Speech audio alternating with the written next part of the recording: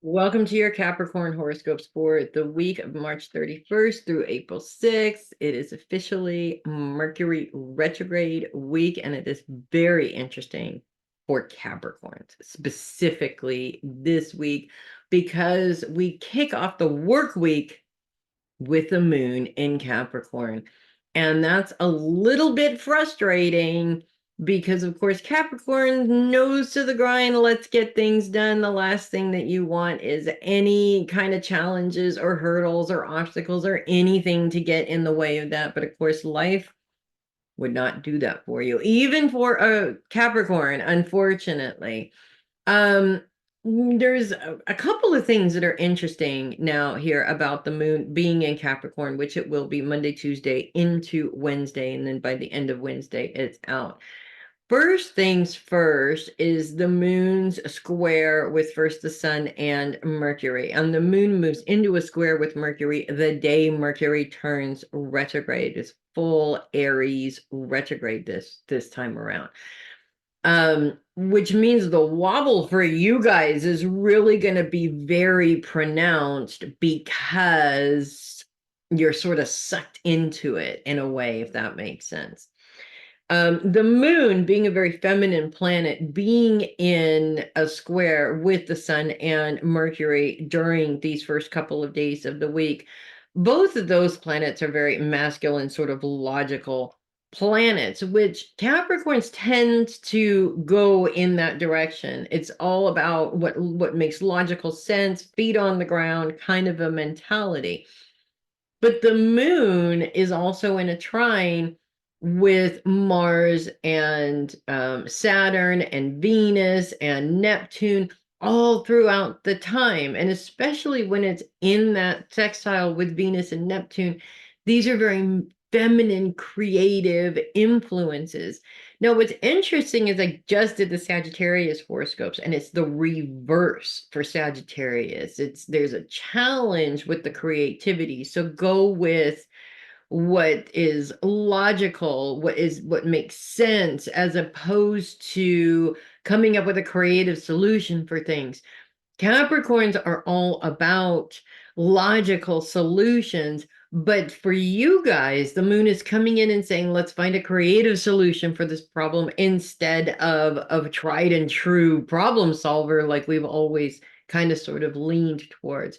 So it's very different than I feel what you guys are normally dealing with, because you tend to go in a black and white scenario and you tend to go with what works and not necessarily the airy fairy stuff, if that makes sense. But the moon is like airy fairy it away. That's what's going to save you from losing your mind because things just aren't working, if that makes sense. Also, we're talking Mercury retrograde here. And we all know what that means. There's troubles, there's delays, there's miscommunications, there's all these things. And finding creative solutions to those problems is definitely the better way of going here, rather than just getting frustrated and annoyed that things are not working the way you would like them to work, if that makes sense. Now, the good news is the moon is out of there by Wednesday. Like I said, by the end of the day, Wednesday, we still have Ceres in Capricorn, and Ceres does continue to be focused on relationships and nurturing those relationships. In some cases, one of the things that's very interesting about Ceres is not so much about the energy that she puts into the other people, but also how much of that nurturing is put into yourself, right? Capricorns, most of the Capricorns that I know, they're one way or the other. I've known Capricorns that literally give everything to everybody around them and never give to themselves. And I've known Capricorns that are extremely self-centered, that only give to other people when it makes them look good.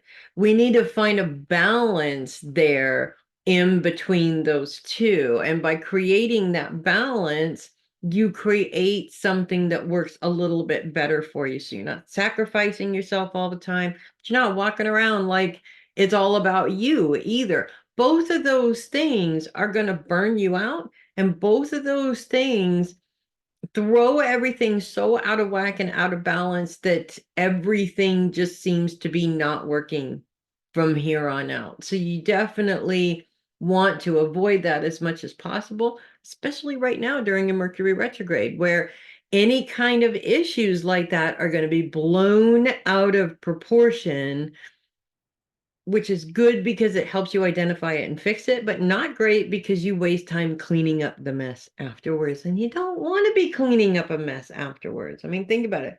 Who wants to clean up a mess when it's not necessary? To me, that's like, it reminds me of being a mom when my kids were little, and living with my husband, and how he would think it was so much fun, to take the kids and throw confetti all over the place. And I'm like, no, don't do that, because I have to clean it afterwards. Why would I want to do that? It's roughly the same thing. But then again, sometimes it's necessary to make a great big giant mess so you can clean it up later, right? Just pick your battles. I think that's what it comes down to, is pick your battles. Make sure that you're only fighting for things that are absolutely necessary, and letting go of the battles that just are really not necessary for your success right now. So that's what I have for you guys this week. Little bit bumpy at the beginning of the week. Things do smooth out towards the end of the week, so it's not quite so bumpy. Um, if you love your horoscopes, do consider sending a tip or donation through my coffee link in the description. Really appreciate that. You guys are awesome.